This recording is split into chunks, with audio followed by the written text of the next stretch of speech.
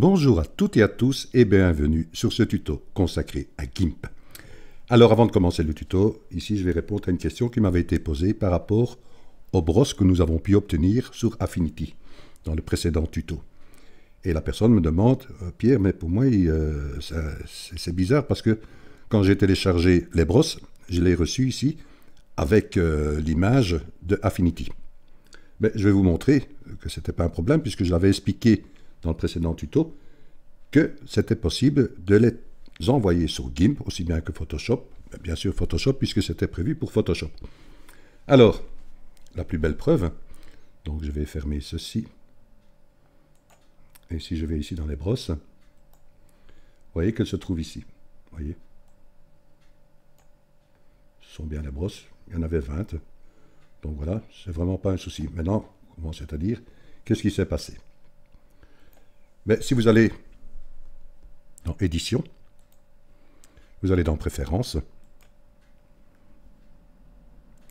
voilà, vous allez dans Dossier, vous allez dans Brosse, vous prenez la deuxième adresse, celle où il y a marqué ici, vous voyez, Share GIMP 2.0.brosse, vous cliquez sur le deuxième pictogramme pour ouvrir le dossier, voilà, et si je vais les brosses, je clique deux fois dessus. Vous voyez qu'ils sont bien repris ici aussi avec l'image d'Affinity. Donc, il vous suffit simplement, quand vous avez téléchargé votre dossier, de les glisser dans l'adresse que je viens de vous mettre. Donc, et ça fonctionne. Non, une fois que c'est fait, donc vous enlevez GIMP et vous relancez GIMP, justement, pour pouvoir les obtenir. Ok, donc revenons maintenant à nos moutons. Donc ici, je vais y répondre, le tuto sera basé sur une photo qui m'avait été envoyée dans un mail, si c'était possible de faire un détourage sur cette image. Donc je vais revenir ici dans mes dossiers, qui était celle-ci. Donc je vais réactiver ici maintenant dans Affichage, et je vais afficher les bords du calque. Voilà. Alors, le calque gris, je vais le supprimer. Voilà, donc comme ça on pourra travailler directement sur cette image. Donc, comme je vous ai montré dans l'intro, il était possible d'obtenir ceci. Ou, si on veut, on peut obtenir cela. Je vais vous montrer les deux façons, de toute façon. Que ce soit de l'une à l'autre, le travail n'est pas énorme supplémentaire. Donc, revenons maintenant sur notre image de base. Premièrement, dupliquons cette image. Alors, toujours pour un détourage, c'est toujours bien d'analyser l'image. C'est-à-dire, si on travaille sur les noirs et blancs, les contrastes, c'est pas facile ici, vous voyez, les contrastes, mais il y a le vert. Mais on se dit, tiens, si on regarde la base, c'est-à-dire le vase avec son socle, sa base ici, il y a moyen de le faire avec soit l'outil chemin, soit ici l'outil lasso, faire sa sélection. Ça, bon, je l'ai assez montré dans des précédents tutos, comment employer l'outil chemin. Donc, j'ai créé un chemin, justement, pour ce vase et son socle. Donc, je vais aller dans mon onglet chemin. Je vais importer un chemin, qui est le vert plus le support. Ouvrir. Donc, si je clique deux fois dessus, vous voyez le chemin que j'ai créé. Vous voyez ici. Simplement, j'ai créé une courbe supplémentaire, une courbe de Bézier supplémentaire. Et j'ai fait le tour pour revenir à mon point de départ. Ok, là, je peux créer ici un autre. Donc je vais sélectionner ce chemin. Voilà. Donc je reviens dans mes calques. Je peux fermer l'œil de mon original et travailler sur ma copie. Que vais-je faire de cela? Ben justement, je vais couper cette sélection. Comment? En faisant la CTRL X. Et je vais faire un CTRL-V pour la coller. Comme cela, elle sera indépendante de mon image, puisque j'ai une sélection flottante, je vais en créer un calque. Donc vous voyez bien que j'ai uniquement maintenant ici mon vase avec son socle. Ok. Si maintenant ici, je ferme l'œil de celui-ci, et que je retourne sur mon image, je m'aperçois que tout ce qui est table, et tout ça, je n'ai pas besoin. Donc, je vais prendre une sélection, je crée une sélection dans mon image. Et je viens juste en dessous, vous voyez, des tiges. Juste en dessous, pour ne pas les supprimer avec. Donc là, je clique à l'intérieur. Et tout cela, je n'ai pas besoin. Donc sur mon image, je peux faire supprimer de mon clavier. Je me dis, ah, c'est déjà pas mal. Que vais-je encore faire? Je vais encore créer une sélection ici. Là. Là. Sélection qui est faite. Je vais faire ma sélection inversée. Comme ça, elle va prendre ce qui est l'extérieur de mon image. Et je vais vous faire aussi supprimer. Oui, je n'ai plus que ceci. Là, je peux faire sélection. Aucune. Je n'ai pas oublié que j'ai quand même mon socle qui est là. Donc, vous voyez, ça réduit déjà directement ici le détourage. Donc, que vais-je faire de cela? Ben, vous pouvez essayer avec l'extraction de premier plan, donc qui est cet outil qui est ici. Voilà, ou bien travailler avec les nuances de noir et blanc. Mais vous avez encore d'autres solutions, qui est ici, l'outil de sélection par couleur. Si je clique, en étant toujours bien sur mon calque, hein, bien sûr, hein, toujours bien sur mon calque, toujours bien faire attention au seuil. Parce que si j'augmente le seuil, par exemple, je vais mettre à 80, et si je clique dans du brun, ben, vous voyez, ça prend ici aussi les tiges, donc de la fleur, ce n'est pas nécessaire. Donc je reviens, et je vais recliquer ici, et je vais mettre 10. Voilà. Et là, je vais refaire une sélection, je clique ici, et avec ma main gauche, je clique sur supprimer de mon clavier. Je vais prendre une autre sélection en brun, je clique, je prends une autre sélection en brun, je clique, je prends encore une sélection qui est ici, je clique, celui-ci, je clique, je regarde là, je clique, n'ayez pas peur, hein, vous faites tout simplement des clics, je regarde le bras ici, je clique, voilà, je regarde ici encore, je clique, je fais sélection, aucune. Donc je m'aperçois que j'ai encore ici des petites brosses, enfin des petites branches là. Donc je prends l'outil gomme. Voilà, je regarde ma brosse, ça va, c'est bon. Je gomme ici, je gomme là. Ok. Que vais-je faire? Mais je m'aperçois, si je regarde bien, que j'ai des petits bords bruns sur mes fleurs. Donc j'enlève ici encore des petites lignes. Voilà. Que vais-je faire pour cela? Ici, je peux aussi enlever. Là, vous voyez, juste en dessous, là, vous voyez. Ouais, c'est pas mal. Les tiges sont là. Donc, je vais faire un clic droit sur mon image et je vais faire alpha vers sélection. Donc, il prend bien ici le bord de mes fleurs et les tiges. Vous voyez ici. Je vais réduire cette sélection. Cette sélection, je vais la réduire. Je vais prendre 2 pixels. Valider. Vous voyez, elle est bien descendue juste en dessous de ce bord qui est brun. À ce moment-là, ben c'est toujours la fleur qui est sélectionnée et les branches, attention. Donc je vais prendre ici la sélection et je vais l'inverser. Comme ça, toute la sélection va être en dehors des fleurs et les tiges. Là, je peux prendre l'outil gomme et je peux sélectionner ici, vous voyez. Là, je prends tout ce qui est en dehors de la fleur. C'est pour ça que je n'ai pas dans les branches, justement, parce que sinon les branches vont encore se réduire, ce n'est pas nécessaire. Donc c'est vraiment ce petit brun autour des fleurs qui ne sont pas agréables à la vue. Donc ici, je prends toujours, voilà, j'enlève ce brun. C'est pour voir un détourage un peu plus agréable.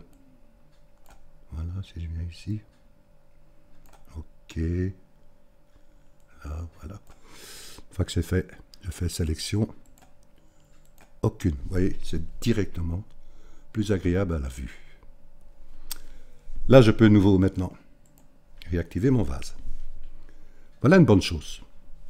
Je me dis, tiens, ce qui serait aussi intéressant, c'est de pouvoir supprimer ici cet effet miroir, je ne sais pas. Voilà, parce que, bon, non, libre à vous si vous voulez le laisser. Hein. Moi, je l'ai supprimé, c'est-à-dire que j'ai créé un chemin pour ça. Donc, je vais importer un chemin, qui est le support, voilà. Je vais ouvrir. Je regarde si c'est celui-là, c'est bien celui-là. Donc, je vais l'activer. Voilà. Je retourne dans mes calques. C'est bien celui-ci, pas celui-là. Donc, je clique sur mon premier calque et je fais supprimer de mon clavier. Je fais sélection. Aucune. Ok, j'ai dit c'est pas mal, c'est pas mal, c'est pas mal, c'est pas mal. Vous voyez comment on fait déjà un beau petit détourage. Alors maintenant, qu'est-ce qui serait intéressant? Ben, si je reviens ici, c'est de mettre un petit ombrage en dessous. Oui, c'est un petit ombrage. Comment créer ce petit ombrage? Mais nous allons retourner dans notre petit chemin. Nous allons voir ici qui était la sélection du vase plus le socle. Ok, je clique bien sur ce calque-là, enfin sur l'outil chemin, celui-ci. Je crée sa sélection, voilà. Je retourne dans mes calques. De là, je vais créer un calque en transparence. Valider, voilà. Et je vais le peindre en noir. Donc je prends l'outil remplissage et je clique à l'intérieur. Vous voyez, ici maintenant, j'ai une base qui est faite. Je fais sélection, aucune. Donc je regarde bien. Vous voyez, j'ai vraiment bien ceci. D'accord? Je sais déjà que, en principe, je vais prendre l'outil gomme. Je n'ai pas besoin de la partie supérieure. Donc je vais agrandir un peu ma brosse. Et je peux déjà gommer ceci. Ça, je sais que je n'ai pas besoin. Jusque-là, vous êtes d'accord avec moi?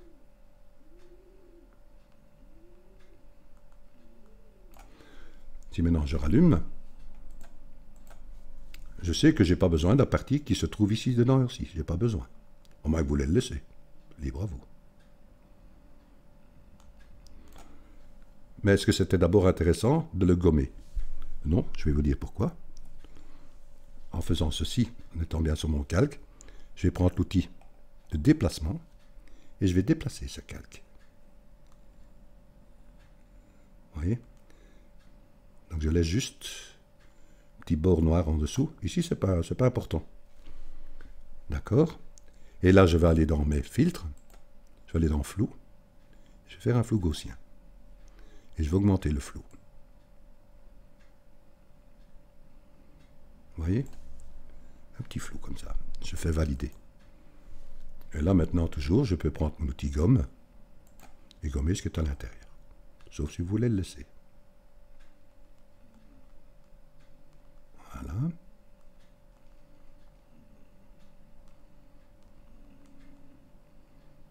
C'est pas trop grave, ça. Ok. Vous me dites oui, Pierre, mais j'aimerais bien avoir encore mon contour en blanc. Vous voyez qu'il était ici. Ben, pour ce faire, en venant sur notre image, faisons par exemple une sélection. Nous faisons une sélection dans son calque. Voilà. Je vous montre le tout. Hein. Donc je me mets au bord. C'est pour garder les mêmes mesures à peu près, hein, parce que vous pouvez créer à main levée comme ça, tout simplement sans avoir de repère. Hein. Voilà. J'ai une sélection qui est faite. Je vais créer un calque. Je fais valider en transparence. La sélection, je vais l'inverser puisque j'ai sélectionné que l'intérieur de mon image. Sélection, je vais l'inverser. Et là, je vais le peindre en blanc, par exemple. Voilà, je sélectionne le blanc, prends mon pot de peinture et je sélectionne. Voilà, je sélectionne. J'en ai plus besoin, aucune. Et je peux fermer l'air de celui-ci. Vous voyez? Je sais plus parler, moi. Que puis-je encore faire de cela? Mais je vais revenir ici sur mon image de base. Je vais recréer un calque. Je vais faire valider. Voilà. Et là, je vais faire un dégradé. Donc, je vais partir du noir au blanc. Je prends l'outil dégradé. Je suis bien en radial. Je viens un peu plus ou moins au milieu et je tire. Une sélection que je peux encore jouer ici, vous voyez. Et je peux diminuer ici le contraste, enfin, ou diminuer comme ceci. Libre à vous. Hein. Voilà, une fois que vous êtes satisfait, vous faites entrer votre clavier. Ça, c'était la première solution que je vous avais montrée, vous voyez, qui est à peu près celle-ci. Bon, on est très proche. Hein. Maintenant, disons qu'on voulons créer celle-ci. Et nous avons celle-ci de base. Soit là, nous la gardons, ou nous allons plus loin. Alors, allons ouvrir l'image qui est appropriée pour justement l'appliquer sur cette nouvelle image, qui est celle-ci. Allons revoir nos calques que nous avons travaillés. Je n'ai plus besoin de mon arrière-plan et je n'ai plus besoin de mon cadre blanc. J'ai besoin que de ceci. Et comme j'ai supprimé tous les calques que j'avais pas besoin, il me reste 3 calques qui sont ici, mais ils sont affichés là. Vous voyez, mon image. Si je remets un fond blanc, vous allez voir que mon image qui est ici au-dessus, elle va aussi s'approprier avec le fond blanc. Vous voyez. Donc je garde cette image-là, que je prends, je clique, je reste appuyé, et je viens dans mon nouveau dossier, que je pose au-dessus. Vous voyez?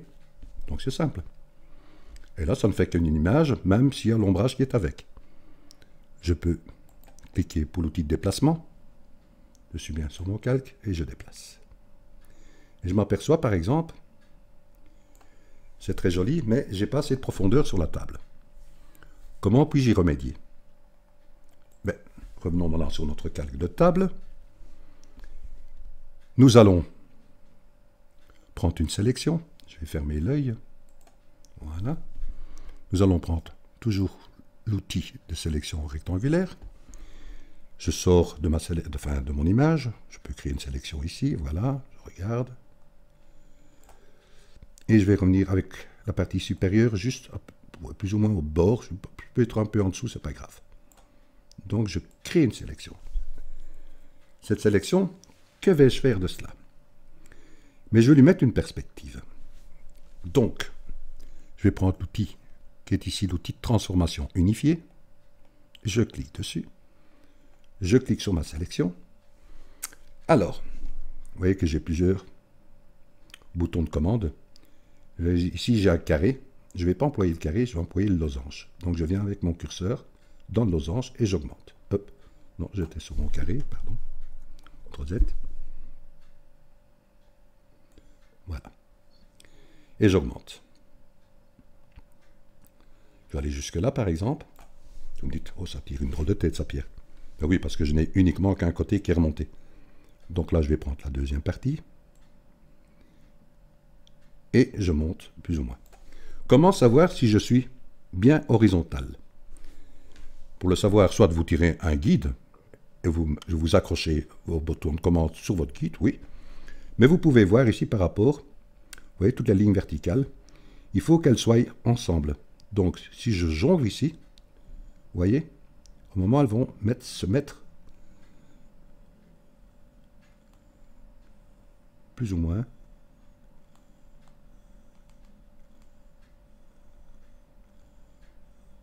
Et là, je serai bien horizontal, en fait. Vous me dites, oui, mais Pierre, mais maintenant, j'ai mon image qui remonte. Et c'est là qui est assez magique sur GIMP aussi, justement avec tous ces outils. Si on appuie sur la touche majuscule de notre clavier, on reste appuyé et que je prends ici le bouton de commande supérieur, je peux descendre mon image. Vous voyez? Je me dis, oui, c'est pas mal. Si je fais entrer de mon clavier, je peux faire transformer. Voilà. Ici, j'ai une sélection flottante, hein, d'accord? Donc, je lui attribue un calque. Voilà. Et je regarde mon vase. J'ai un peu plus de profondeur. Je peux revenir sur mon calque ici. Je peux réemployer l'outil. Et je peux de nouveau augmenter. Hein.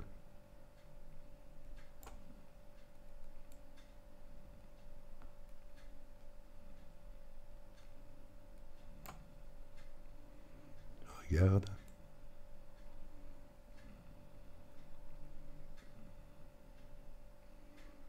Là. Je crois que je dois aller un peu plus à gauche parce que là...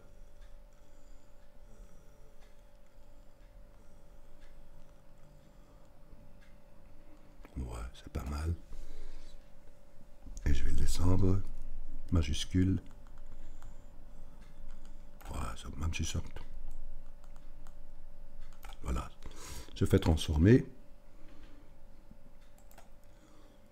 Oui, c'est pas mal du tout. Oui, c'est pas mal du tout. Alors, je regarde toujours ici mon vase. Je peux encore le déplacer. Et j'ai un peu plus de profondeur sur la table. Donc, pour cela, je vais couper mon image. Et c'est pour ça que j'ai gardé pas trop d'espace. Donc, je prends l'outil de découpage. Je suis bien sur mon calque d'arrière-plan. Je crée une sélection, je vais à fond au-dessus. Et je prends ici le bord de table, là, et le bord de table ici. Je regarde que ce n'est pas uniquement le calque actuel, donc je peux faire un clic à l'intérieur. Oui, c'est déjà pas mal. Ce que nous pouvons faire aussi, en sachant que si je ferme ici, vous voyez que j'ai une transparence dans mon socle. Donc je vais l'employer, je reviens bien sur mon socle, je suis bien sur mon calque, où il y a mon socle. Je prends l'outil ici de sélection contiguë, je clique à l'intérieur, vous voyez j'ai une sélection qui s'est faite. J'appuie sur la touche majuscule, je reste appuyé et je sélectionne une autre partie. Ok, je regarde qu'est-ce qui fait partie de cette boiserie. C'est bien ce calque-ci, qui est celui-là du milieu. Là, que vais-je faire? Mais je vais faire CTRL X, je vais couper cette image. Et je fais CTRL V. J'ai une sélection flottante, j'attribue un calque. Donc j'ai uniquement maintenant ici les deux petits boutons. D'accord? Que vais-je faire de cela? Mais je vais faire un clic droit et je vais faire alpha vers sélection. Donc ça va sélectionner juste mes deux petites sélections qui se trouvent ici. De là, je clique sur mon calque qui est en dessous, qui est la table, enfin, qui est celui-ci, et la table. Je vais créer un calque en transparence et je vais le mettre en noir. Vous me dire pourquoi tout ça, Pierre? Ben, je vais vous le dire. Donc, je clique. Vous me dites, mais je vois rien. Mais si maintenant je ferme l'œil de celui-ci, vous voyez que le noir est en dessous. Hein. Donc, j'ai bien créé le calque en noir ici. Et je fais sélection, aucune. C'est-à-dire, comme j'ai un calque qui est indépendant de la table qui est ici, ces deux petits points en bois, qui est celui-ci, et j'ai un fond qui est en noir derrière, si maintenant je joue en cliquant bien sur ce calque-ci, qui est les deux petits points, enfin, les deux petites boiseries, je peux jouer avec son opacité, et pour ne pas avoir que de la transparence. Donc, ça va mettre le noir qui est en dessous. Donc, je descends, vous voyez, comme si c'était un vert. Voilà, je peux revenir sur mon calque qui est en dessous. Vous voyez? Voilà, j'espère que ce petit tuto a été intéressant et j'espère que mon auditeur, mon abonné sera content du résultat. J'espère que c'est dans ce sens qu'il aurait voulu aller. Donc je vous dis un grand merci de votre écoute et je vous dis à très vite pour un nouveau tuto. Gros bisous à vous.